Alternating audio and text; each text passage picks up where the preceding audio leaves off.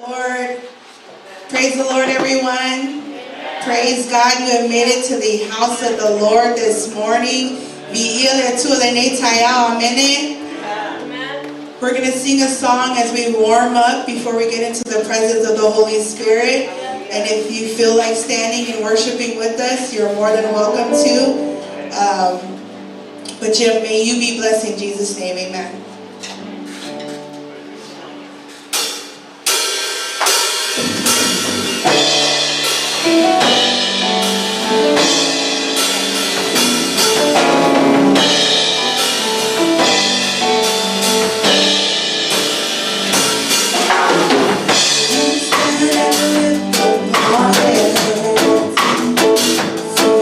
Joy of the Lord is our strength.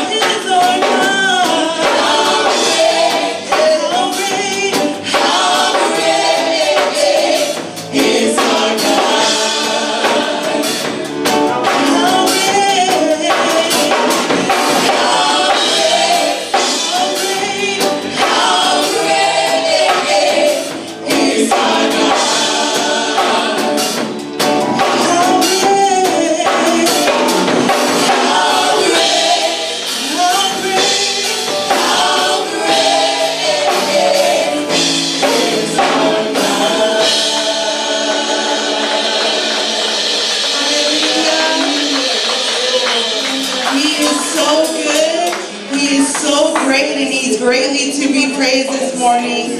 Let us bow our heads as we reverence him this morning. Letu mato to be iyo oe tama. Awai sidi oe letu. Lord, we come to this morning just to worship you and to give you the praise that you deserve, God. You continue to love us despite our faults, God. And so this morning, God, the second to the last Sunday of the year, God, we come just to give you our best in our worship this morning, God. We pray that you would inhabit the praises of your people this morning. Be in our midst this morning, Lord Jesus. Have your way, Holy Spirit. We are nothing without you this morning, Jesus. And so, Father, fill this place with your presence, God. Amama paia sosuani mai oile ni tai altama. Ave esele vai mato tino tama. Ayamato tepatola ia te oe tamale ni tai. And mamalu oile tu. We worship you, Jesus.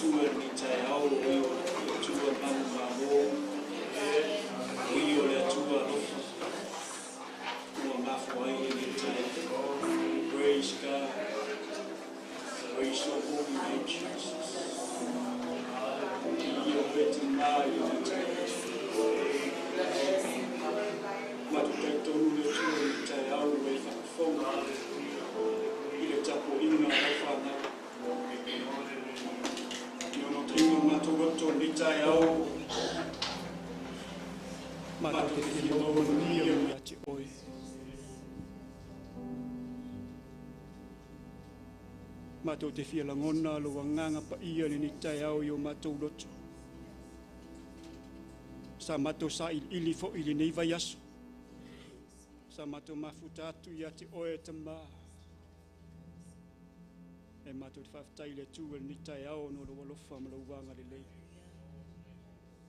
Le tua wesi la fia loto lau whanau. Wesi la fia o lato mana onga. Wesi la fia mea wala to mana na o ai le tino fa pele tu fa le anga. Le tu e mato te whaftai a te oe le nei tai au. Le nawa yaso le ie mato te whaftai atu ta mao mea le lei o mea sili o mea matango fie. I lo pui puinga ia te mato mai lava le tai au le temi mato te ala fai o mato moenga. Se o foi le temi o mato malo lo ma mato momoe. Mato ngā luenga o mato whanau I tonu ia o onga o lo mato whewa I lungo au wala te le wawapi. Leli ie wa mato au lia le nei tai au. Ono o a au alofa ma lo manatu ia te I mato I le aso ma le aso. Nei tai au leli ie o mato tapua ia te oe mato te mana o mia le mana o lua nganga pa ia mato te mana o mia lau whauunga. Leo lo mato mana onga o leo lo mato loto ya awai nei mai mau lo mato tapenanga. Awai nei mai mau lo mato taimi le ie watu uai o mato ainga. Ai wa mato o mai la lui follow malu malu nei tai au. Yova mana tua I mato. Le tua wo vala au lo mato ainga lotu tamai ai o manuia tai to tas mai lava leo pitu matua se o si o pitoiti. Nei foi tai au mato te lo mafuta malana au auna.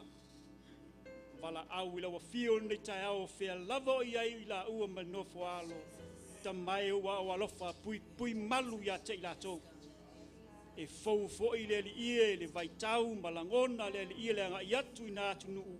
Le atua pui ia te ila tau. Whama mau mai o le tino. Mau le ola maloloi. Ai au ani avesea lau whau unga ia te ila ua. Whai fo I o tula ila upu. Le ie ia lau whau unga ia te ila ua ta mai. Nisi foi o nei e kale sia ste me nei vai aso manga yatu le tua pui a te la tuta mai ste me o luma mato felo ai le ni ia mawalunga lovi inga ia lo wanga le mato ai ngalotu lui ai lo wanga pa ia mo mato le malosi mato te tu mau vai atu oe malau fa o le tanga e le fai ngofie wa mato ia vai te mileanga le ia lo nga lui malosi mai le li o nei da lo langi tama fai lui mato e pe o saito ai o mato mau le malosi mai ate oe le ie mato ke tu mau ai ta ma I lau whaoratanga, iai whaingatau ngā luenga. E iai whawhitaule ngā luenga e le whaingo fie. Ai mātou te mana o mia lua nganga pa ia tama. Mafutaina I mātou I aso uma. Ma teimi e whita iai I mātou I whaingatau ma popua ngā. Au au popua ngā e tele e tupu ai leo na sai. Leo na sai e tupu ai le wha moe moe. Le wha moe moe lea lea li ie. Wai saunia mo I mātou pe a whai lava I mātou te tū mau ia te oe. Ma mātou wha amalosi ia te oe malau wha oratanga. Bala auta mai e ilo wanga leia te mātou. E ilo wanga lei ta mā matina mātutu o nei e kālesia. Mau en malosi o tino. Folo oina peo lato wala mai so lato malosi. E vea I lato ma whaamianga ia te mātou. Lea li ie mau aso e tele. E mafutai mala ainga e meise o le kālesia ta mai. Whamanuia oi o mātu tangata le nei tae au le tua. Wa si le fia o mātu mana onga oi o le tua sāpa ota, oi o le tua tali mana o le tua malia I o mātu lotu. Tōs tali whaaliali o mātu mana onga le li e po le a lava tali e tau maia, le ai I oe whaatari tali, le li e ia malie ai o mātu lotu. Na langa e mātu te le iloa o lo mātu lumana. Wa na o lawa fio na te sila fia, na o lawa fio na iai le tali e malie ai o mātu lotu. Ai o mātou tali aina malfia fia e so se taimi e te tali mai ai. Ia li ie whamanuia I o mātou tangata ni tae au tamai. Whamanuia le mātou praise team. Me o lo au na ia te oe I ovi inga. Whamanuia I uso I la au. Mana te fōi leo tina matu whawhine o lo pepese. I ai lo whau unga ia te I la tau I le vaengo lau ngā luenga se mori mauola. Ia vea ma whaamalo si anga I se nganga lea I o anga I mai. Temi mātou te whaalongolongo ai I ovi inga. Le li ie whamangalo e no mātou sema ni o mātou whaale tonu. Se mātou anga sala le li ie I au ruma. I le savale o vae tau tala o mātou ngutu o mātou mawhauwhaunga mo mātou manatu natu le li ie. Whamangalo ia te I mātou. Anga le mai oe ne tae au, stami fo I mātou whaalongo I lau a whionga pa ia. Tala o mātou talo I o mātou loto. A veo se ele le lei wa umana tuoto se naina. E pa u I ai le fatu le ne tae au. Na ia ola matu. Anga le mai oe ni tae au tamai. Tal mai o lenga ratu lo suafa Yesu. Amene, ma amene. Whamanuia le tu el tatu maftanga. Tatu alala mai ni tae au whaftai. Ia le li. Whatalo whatu I le suafa pele ia ma le suafa manu malo, ma le suafa silo le tatu li ma tatu whaolo Yesu Keriso. I tātou e kālesia se usu fo e mawhai o na asia si mai ni tae au e fau ia te oe ne ta poinga ia manei maftanga I anga le yatu le anganga o le atua I lo loto a o tātou tapo ia ni tae au whatal whatu fo I seo mawhai o na mafuta whatasi mai tātou ni tae au I lungo penga ta whailangi whaftai o no lo wawanoa. Praise God. E leo se awanoa e fo I fua, e leo se awanoa e alu fua. A whai o e whātau a ina ro roto ni tae au I lau tapo inga. Ia whamanuia le atua ni tae au, ngata fo I lea whai fo I o mata mai lau sunga whawhengainga, mai whai tua, pare sunga ia yungi. Ia le li, ia whai fo I o tau ta whawane. Ia le sime o iai, paun mea ia toi fo I mai ma tato mafuta, tato e kālesia, ia o lo wha tali atu. Ia, te minea tato sauni mo tato la fonga, pala watu ia sunga I ti a kono, ia mo tatou la fonga ni tae au sauni la foa I ngata fo leo la sifuai ia mo le tua ia le ri pe lava ona tatou whalongo te lo teimi e sauno ai tatou tama whale nganga o lau foa I ele mativa I le tua amen ai manui ai oi praise God. E au ngai atina e ai tātou ngā luenga ai o le mea sili e manuia oi lau foa ia le tua saunu tātou foa I ni tae au tuina atu I le sunga ia mati ia na te saunia se talo e whapa I le tātou la fonga ni tae au.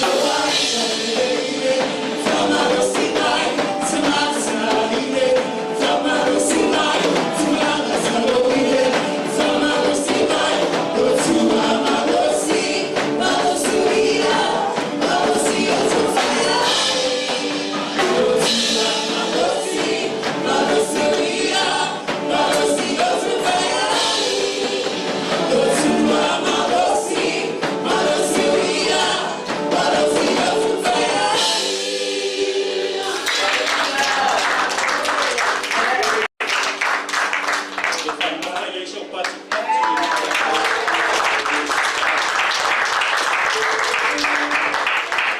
ini i kai yesu tatu tsaya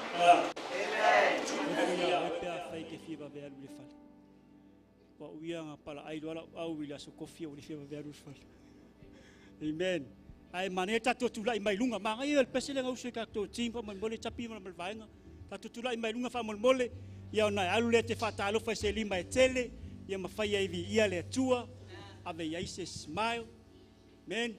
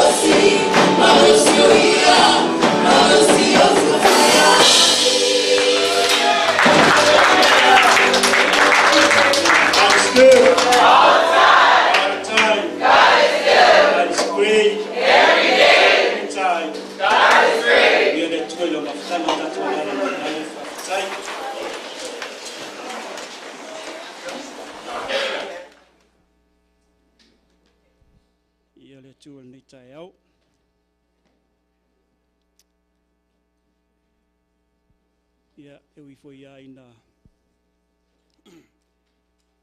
le no foi le no fo ta vita le tai au te toi posi li lo foi le si da fieta toi kalesia ia le tulanga ua malanga tuai le ngata foi le fonotanga i Samoa ia e maua foi se mafutanga e mafutai ma ainga ia le li te lo foi ao le totele ao tātou lo ia ile anganga e fia malanga atu i Samoa le atu upele sa whana wai wa le mawhai o na ngalo i ai tātou.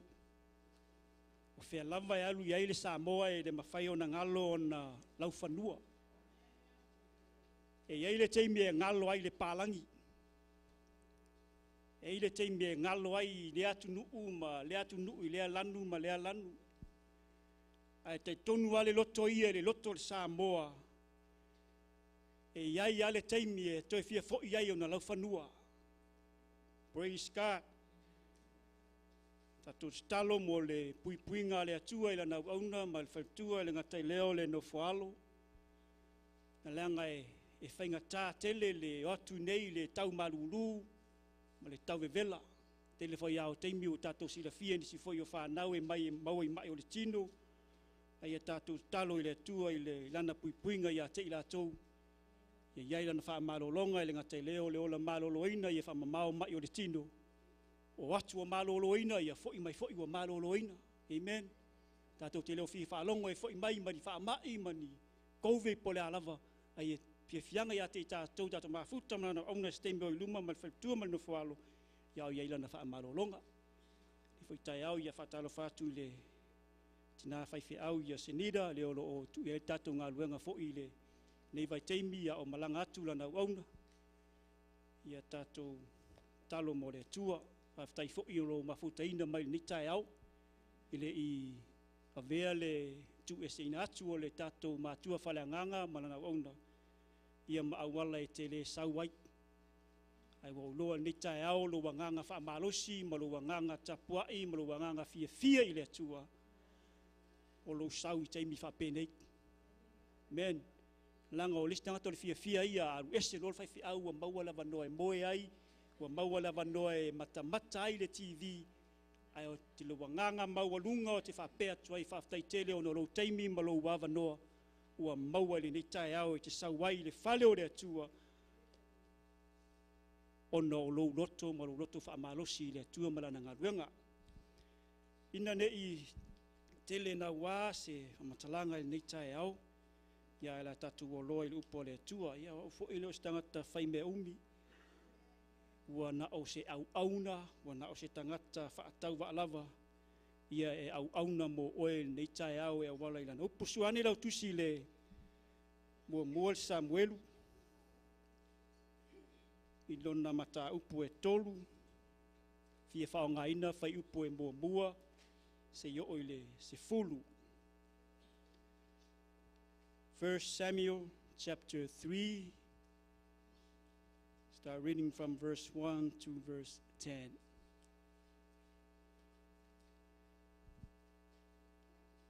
Mua Samuelu, lona mata upo e tolu ia lona whai upo e mua se o se fulu. O le e masangi a o ngā ai o netai au, don whai e tala no atu. E masangi a unga whautua mai se mato a inga se aue ke e. Ai la unga aue ke e. Kalangoa mai. Whiara kam whai kalangoa ko pe ua masangi a kai a ngā la unga. Ala non whai mai ala noi. Ai la tam whai e tala no atu netai au. Ai fi kalangoa mai, foi kalangoa mai. E whainga pēsa kun mai ki a oi. A meiro so manatu netai au. Ia le li. A whai maua ia, whai mai ia le li. Ia la tatu whai tau whatasi mai ai i ia.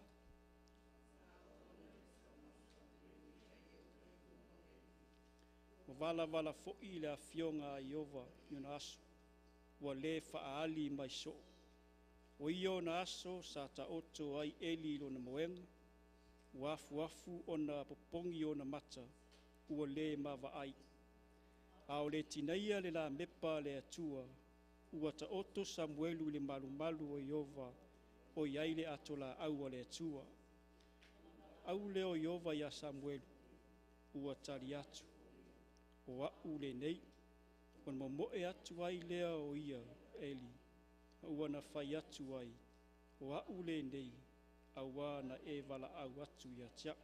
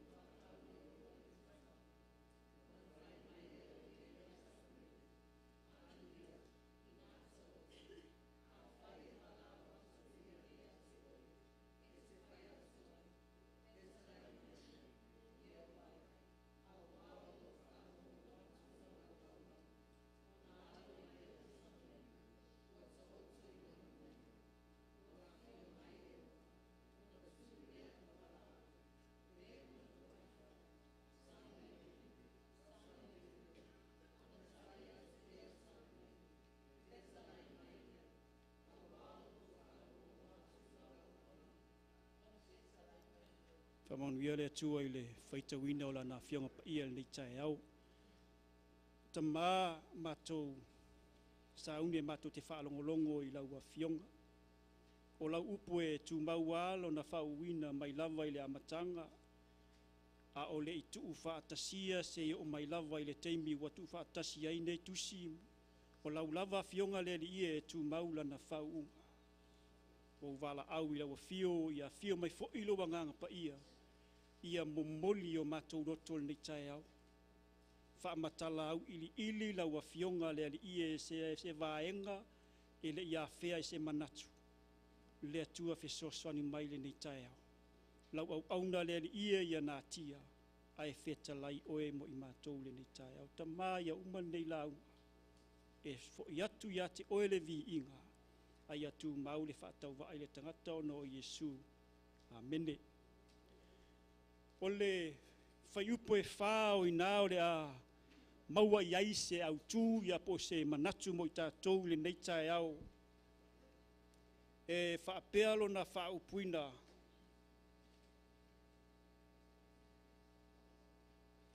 Ona wala au lea o Iova ia Samuelu. O le upu leo te fia whaatau aina nei tae au, o le upu wala au. Ko. Praise God. So o se teimi e te wala au ai, e te whaia i lou leo tele. Na leanga i aile se senga o le wala au ma lou tala noa. A o le teimi te wala au o no winga o le te o te tutuma mao ma le tangata. A o le teimi te tala noa ai o nai ngofo i o talangi. Praise the Lord. O le upula le fia ngai aise o tau talanga nei tae au o te fia tufatu ai le tātou ainga lotu o le upule o le wala au. A o le teimi e te wala au ai o lo lounau no ta inga e te manao i le tangata le la ina ia langona mai oe pe whaalongo mai ia te oe. E iei la upui e lua e iei na se senga ia ngai ai tātou le nei tae au i le upu o le whaalongo ma le langona. O le hearing ma le listening. E iei le se senga upui e lua e ese lau langona e ese lau whaalongo.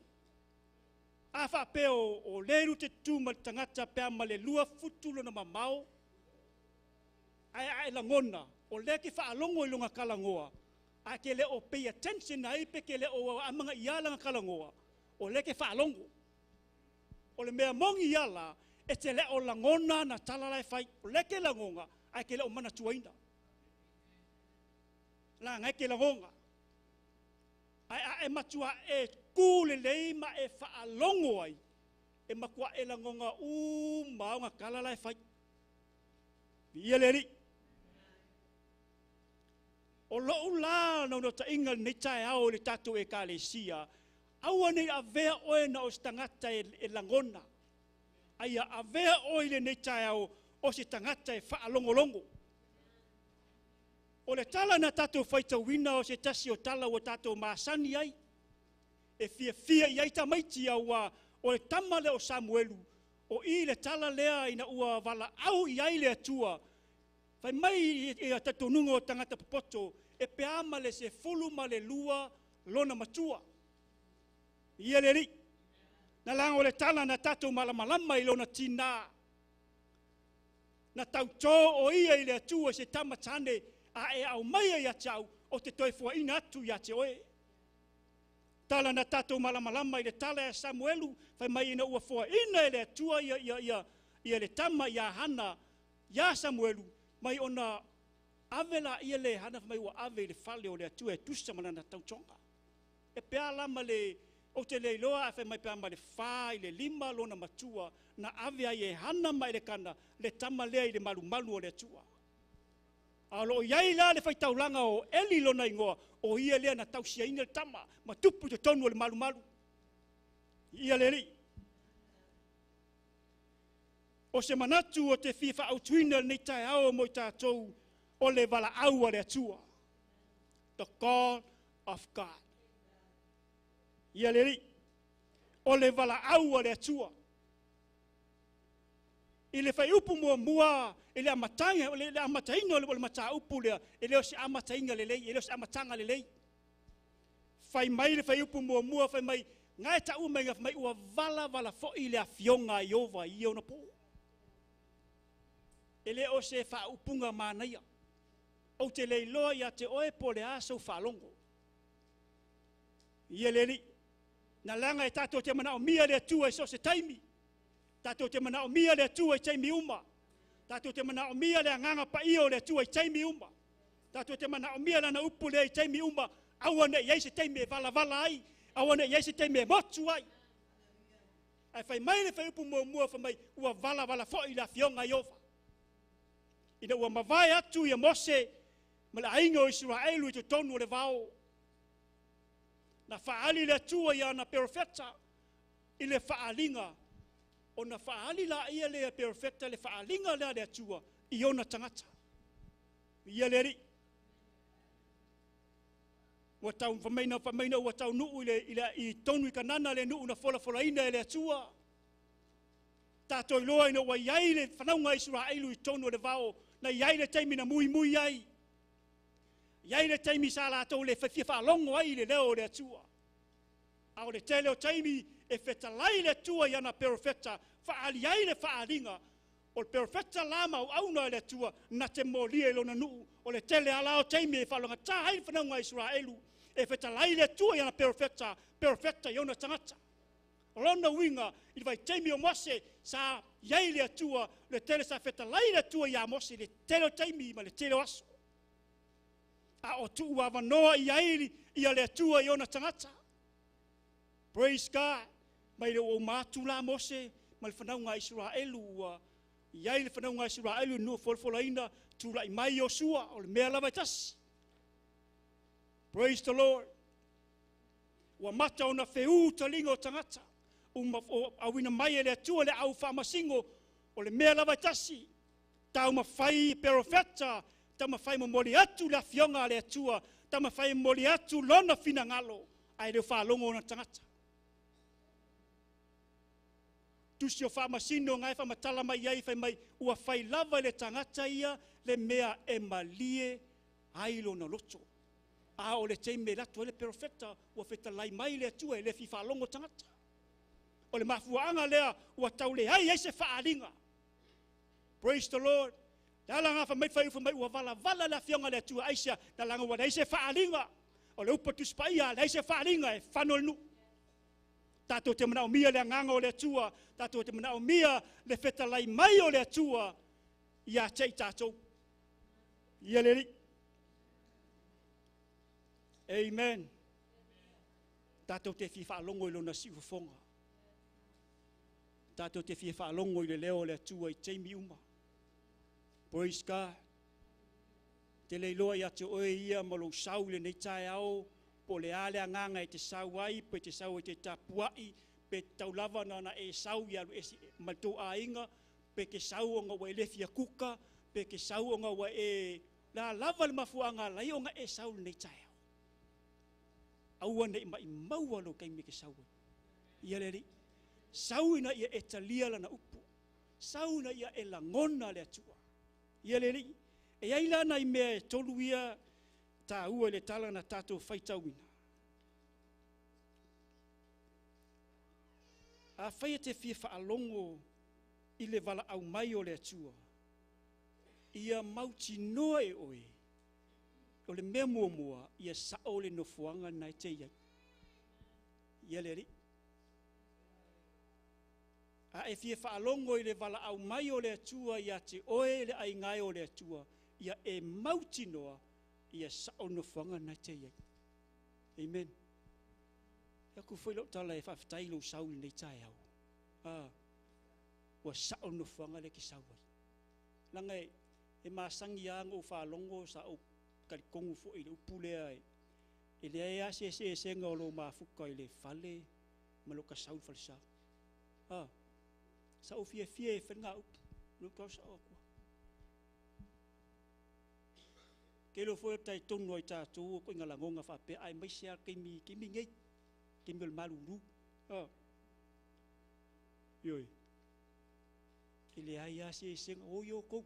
Ile aia se senga o loka mafuka i le fale ma loka alu lok. Kusa ake lo e ai longa senga. Na leanga e ai le li miti o le ngalue mai o le nganga o le tue mo e tatou te longa na istemi pe ka ko ye ka ko ainga. Fa sao. Ai o lo sau le no fuanga e te loa lo i le mamalu o le tua o na e te loa i e le senga. Ia le ri. Ma na ia no fuanga sa ola i le tamo Samuel. Ma na ia no fuanga sa lu tau ai lo na ola au na i le tua. No fuanga sa ia ngalue ai. Fai mai na ua matua ane le tamba na ave o na matua mai ua ave le fale o Iova. Ele i lava se teimi na mafuta ai Samuelu mo na matua. O te leiloa po le ase manatu sa ia Samuelu po le ase mafuanga warai o ngā au mai whapea au makuu ni ngei fale. Praise God. Ele whaingo fie fo ia Samuelu rona sola ese. Ele o so uno fuanga nei. Men. O koe fie fo ia o matua. Praise the Lord. Ai whawhetai o le sao no fuanga o le iei Samuel. Praise the Lord. Te no fuanga e te loa i ailo na mamalu, e iailo na paia, e iailo na sao tonga, e a fio tuaile tua ia te oe, e fia mafuta tuaile tua ia te oe. Na langa ele o mea umari e. E tatu te langona le tua.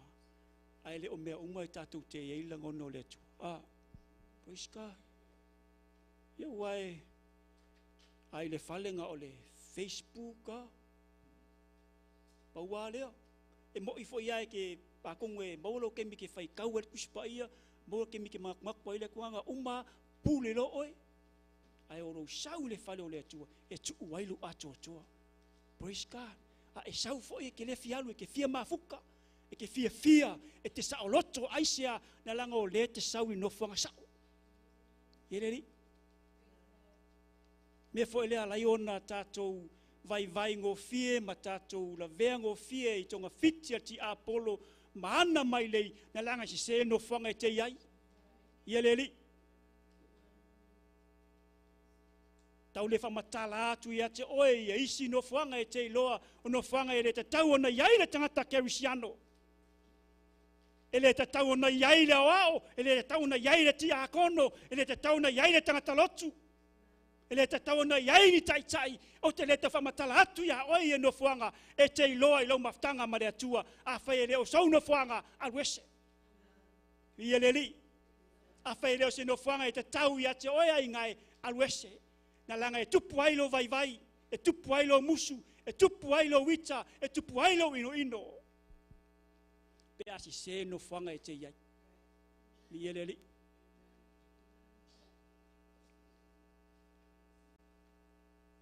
O le melo na lua. A e fia whaalongo i le wala au mai o le atua. Ia mauti noe oe e sao no fuanga nai te iai. O le melo na lua. Ia sao tangata te mafutai. Amen. Ia sao tangata nai te mafutai. Langa asi se no fuanga e se tangata. Ia leli. Ai sao no fuanga e sao tangata. Praise the Lord. Ai alu si fale ava, po se fale pia, po se papia, po se casino po le a. Ere fa mole sole. O mea ngā lenga ele ualanga si se tangata ngai ke mafukai. Iele ri. Ai a sao no fuanga e sao le tangata. A sao no fuanga e sao langona. A sao no fuanga e sao manatu. Iele ri. Ai a si se le me te mafutai e se uma me uma. E sau le fale, e le o le lei mea uma. Praise God. Ai a sao no fuanga. Sao le tangata. I ele tua. Talan tato mai malama whamai na whaakoru nga wala au le tua ia Samuel. O le whaafaa. Na alua ia Eli. O whaatolu ngai loa ia Eli. Ua wala au le tua ia Samuel. O le me maa ngai i le tala lea. Ke loa ngā whai akwe i sao le kangaka. Langa se ser kangaka i kongo le fale lea. Nga alu yei Samuel. E ave a foi siste ngata i fautuanga le leis fautuanga le anga ya Samuel. Manga ye fautuanga ave ye eli. Nga sa ol kangaka. Amen. Fai mai ol fa tolu ol vala au na mo ia ia tamo Samuelu na iloa ye eli wa vala au le tua ya Samuel. Ke loa au fafta ya eli langai. Te leo taimi e watu ni tangata fautuanga le lei danga man napata inga le anga ya te tato.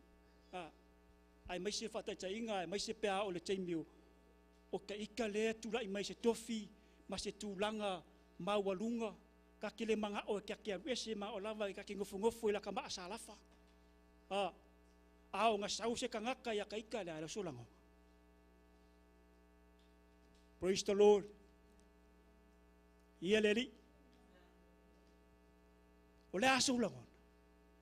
Sa wie ki ngofo la kwe. Oi se kangaka le leia ka unkula i mai le kofile. Amen. Te leo taimi e watu i tangata i fautuanga le anga ia te oe whawhikai ya Eli. Ina wai loa Eli wa wala au le tu e Samuelu. Fai mai Eli a Samuelu. Alu e koe ka oko. Ia leli. Ke leo a sao le tangata e sao fautuanga e te. Sao ia langona. Fai mai ia Eli a Samuelu alu koe ka oko. A koe wala au atu se tangata. A koe whaalongo le leo ngā. O ngā e whaile iai whekta lai mai. O loo whaalongolongo atu lau au. Praise the Lord. Ia leli. Ia sao le tangata e tātou te mafuta ai. Ia le tua. Se whanea tātou whaalongo i whautuanga lana au na o i tātou lo tele wo a e loa e leo se wo mo oe kipi. Au ai te popole na langalo ia te tātou le wo e sili. Na te pui ia te oe, e te lofa ia te oe, na te whaamaoni i lua mafutanga. E iei le teimi e tia iei oe lau wo, e iei le teimi e whaaleanga i oe lau wo, ai e whaawo i le lofa ia te oe. Praise the Lord. E manuia me uma, e manuia lo whainga malanga. Ia le tua. Te loa ino fia tā vita ina ua. Mai tā vita wo fia no lato whai mai. Tato wo le whale o Iova. Praise God. Fia mafuta ni tangata whapea. Tato wo le whale o Iova. Ia le tua. O le manatu mulmuli o tato launga ni tai au. A e fia whaalongo i le wala aua le tua. Mua ia sao no whanga e te aluai. Lua ia e loa e sao tangata na te mafuta ai. Malmelo na tolu.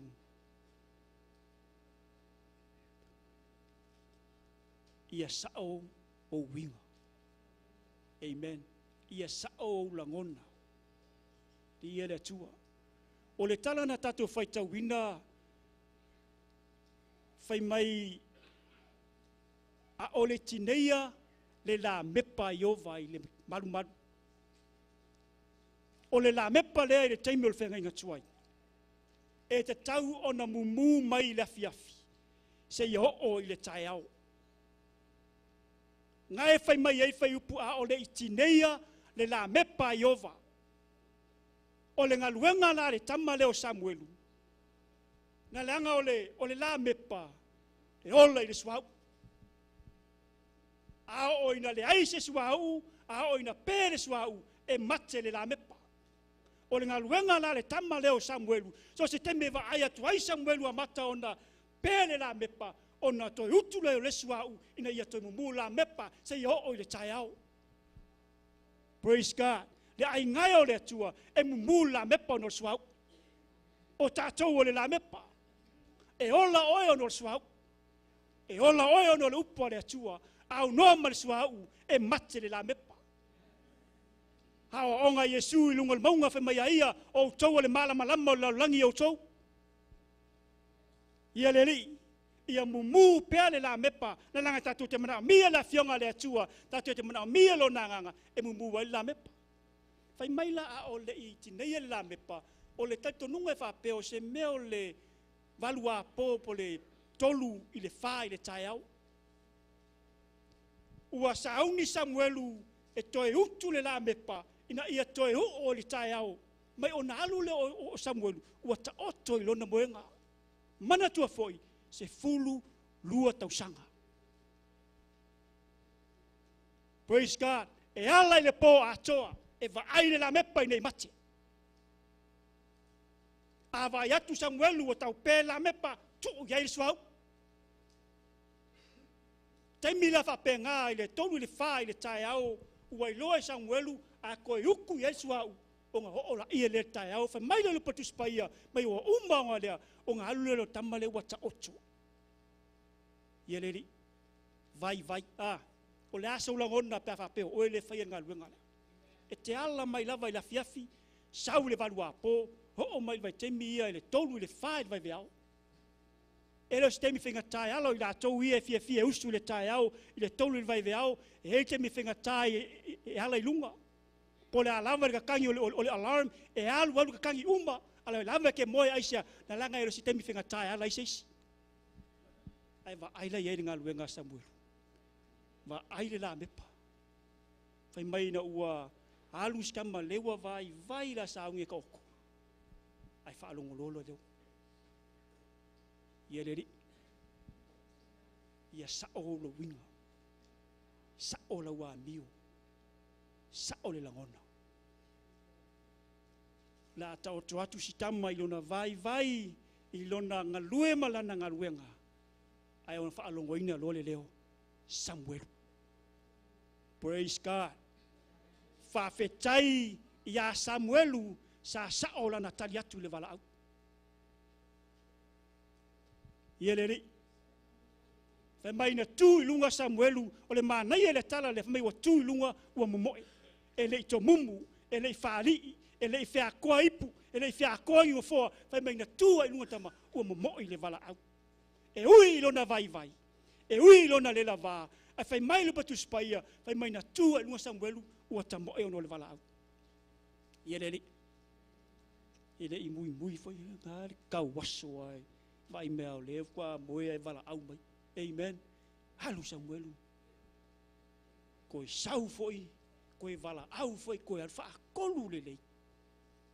La se ulangonga penga wha peo. E makua e le fia la ngonga, ua ku iyo pak si lokaringa, ia awange e la ngonga le wala au, kongu foi ngai ke wha lii e ke ko mumu, sao. Kolu vai veao o inga wala au aku si kakaka ia oe, e makua e whaari ia e o ai lo ke fongi ke le fia karia langa se sere kei mire ka kangi ai ia le atua ai whawhetai ia Samuelu i le sao lona tali atu le wala au. Praise God, ia sao winga a e fia langona le wala au le atua ia sao winga have a right attitude.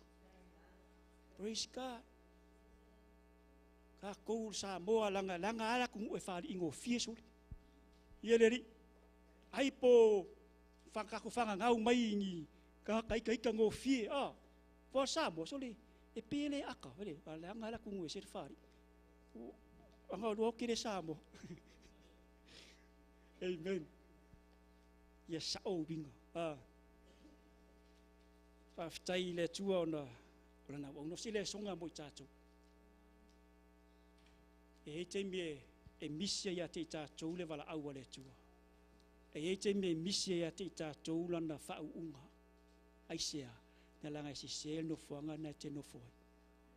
O nai lava te no fuai, no fuanga mai lava le fia tausanga, o le mafuanga lea leo na le vala au le tua, le whaonga ina i tātou le tua sea, na langa si se no fuanga na ke iei. Ia le ri, se se o manatu, se se o langona e whasi o tia i oe. O le melunga lua, se se tangata ke mafukai. Ia le ri. O le memun mudi. Ia sao winga. Ia sao routari atu i le tua. Praise God. Te loe oe o le whai unga le talanga e whai mai ua toi loa i o vai sailo. Ia le ri. O te lefi whalongo ai whaupunga whapea ua toi loa i o vai midway. Amen. Ua toe langona le nganga o le atua i midway. Ua toe va ai le atua i midway. ele o se fa upunga e faingo fia ia te oe o te le loa ia te oe o te le fia kalaula ai o te le fia fa longo ai foi I lea fa upunga ua toi loa iova na langa o tato naunau ta inga ia tato I loa le tua I teimi umba le ngata I loa inga tono lau ngā luenga so se me te alu iai e o foi no sau I lotu e te mana o te langona I le tua ai wala na langona le tua o no Samuel pa mai ua toi fa ali ai le tua ia Samuel ia le ri e alanga I loa le atua o no oe ia le ri e le sau le atua ngolo fuanga ke ngofoi e le sau foi le atua ngolo maru lea e a kako uo e se foi le atua langa oe ma o maru le atua e ai ngai e a fio le atua I maru na ia faia I ona lima le maru na ia pala I ona ao e fia mafuta I ai le atua a e sau foi la e sau ma le atua na langa e fia mafuta ia te oe fai mai le talo tatu fai tauina ua toi loa I ova I sailo aisia na langa ua toi fai loa le atua ia Samuel o lo saula nei tae au le ua tato mai fatasi ma le atua fai mai tato mata upu nei tae au o le vala aua le atua tai tonu o lo vala au le atua ia te oe le ai ngai po le alava lo le langona e aua ne ngalo ia te oe o lo o vala au pea le atua ia te oe se ia e langona whawhetai ia Samuel e ui na te le o langona le vala aua le atua e mua lua maltonu talanga upa tuspa ia fai mai e lei loa e le atua e lei loa e Samuelu le atua praise God ai na ua langona ina wai loa e Samuelu ua vala au le atua ia te ia o inana mafuta ai Samuelu le atua kilo e ngaka le faalinga le atua mai te mio mose le fatua ai loa ia Samuelu ia le umi tele la la fa mai vala la fionga le atua o mavai la mose o nga ngata mai ile faalinga le atua ua le aise faalinga ua le aise upo le atua i ona tangata ai fa fetai le tulai mai o Samuelu lea na toi a matai ona toi fai loa le atua wa matai ona toi loa le atua i lona nu I loa le atua i ona tangata ia le li au te manatu faatau vaa ia te oe au te manatu faatala le ili ia te oe e tā ua oi le atua e fia whaonga ina lau tangata mo le atua malana ngaluenga amen upuna mo I tātou le nei tae au ia whamanuia le atua I lana fionga pa ia mātou ia oe tama I le nei tae au mātou whaftai le atua no la upu wala au I lau fio e ngalue mai le mana lo nganga pa ia I o mātou lotu whamatala ia te I mātou le ia le wingo la upu le tae au le atua mātou te fifa longo I lo leo mātou te fifa longo I lo siwa fonga le li ie o mātou mafuta ina oi le aso ma le aso sa ono fuanga e mātou te iai mātou mafuta le li ie ia te oe ma loua nganga pa ia le atua ia sa olo mātou tali atu ia te oe tama nga lei mai oe nei tae ono Yesu amen e ia ile me tasi o ina mai le tala lea tato whaalongo Samuelu le leo e le whaalongo iai Eli amen o le tue sile ona whaanoa noa na langa o Eli o i o le whaitaulanga sa tatau ona whaalongo Eli le leo tele tau sanga lue ai Eli I tonu o le malu e na tele langona le leo sa ia langona mua e na ele teimi na ngu ai le atua o le toi eise whaalinga I le o le atua e whaftai le wala aua le atua na ia toi langona lona leo toi langona lona siwafonga ono le tamo o Samuel o le bele o ima le tala le simea tāua le la futufa ni atu o le tae e leo It's not about the voice. It's about relationship. Leva ona fia mafuta le atua mo na tangata. Alanga o le atua ai a fia mafuta. Ai talu ai ona o le loto maa. O le tele o le ambi o le anga. Ua alu ese ai le atua. Ai le o le leo. Ele o le leo. Ai o le ua toe fia mafuta le atua. Ai na whaatari a le atua. I se tangata sa. Tai tonu o oe o le tangata o le fia sau i ai le atua. Whailo roto. Tina lava na whai atu le atua i ate oe lea ma lea atali ie lo wafafine, lo tamā, lo tina, o o lo taimi.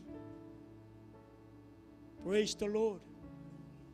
O le mafuanga nā la ina tu le toi aise leo le atua mai ua ngungu, aise leo, aise whaalinga. E toi loa i ona perfecta. Ale ai la se whaalinga i perfecta.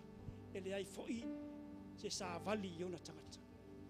Ua whano lai, whano manu aisea ono loto maa. Praise God. Ai e fia mafuta le atua i ate i tato. Si tato pese le tai au. Ai tu natu lewa noa i ate oe. A whai o oe lewa whetalai ai le atua le tai.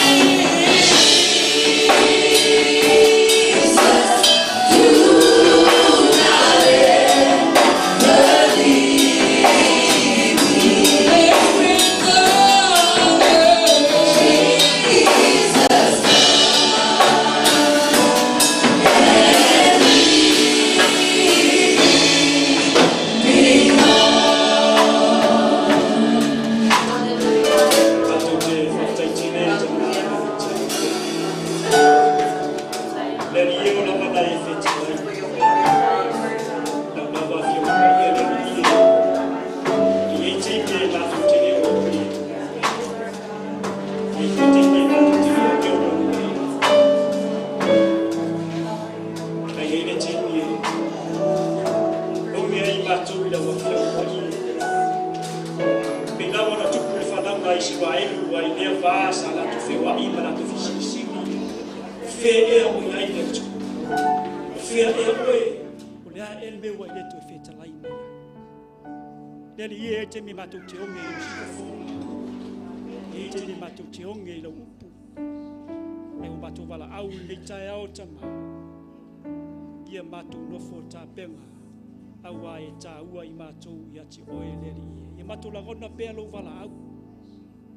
O lea lo matou nau nau ta inga lele i e. E ala foi lea lai o na matou nau lava tama e matou te o mai le aso ma le aso. Matou mafuta atu i ati oe. Matou fai taula ua fionga pa ia. Ma matou ta talo i aso faisu. Aua e matou te fia lawona lau siku fonga. Ua e to e fia mafuta mai a te i matou e ano o matou loto ma a ma e anga sala lo matou fai.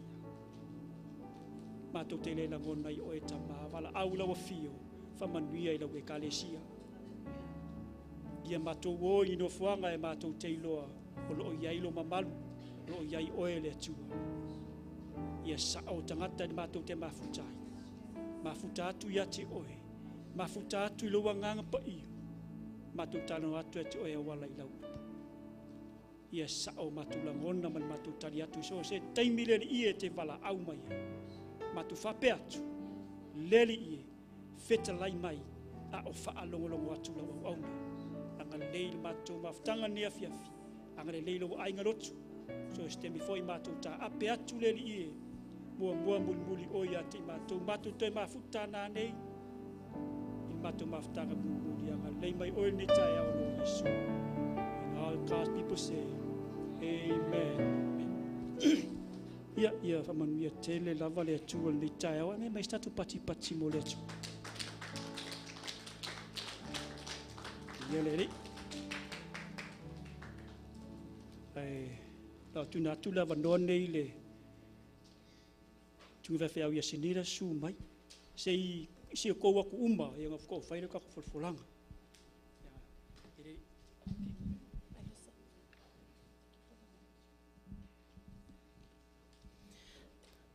Why don't we give reverence to the word of God by putting our hands together? What an awesome word, amen. Did you receive that this morning? Praise God. Amen. Sungala wa o ono le folfola ina fa le upumasingo fia le tua le nei taiao fa malo seio tatu o la fa'alanga mo le tua amene. Ai le fa ina tatu sauninga le nei taiao i tatu folfolanga.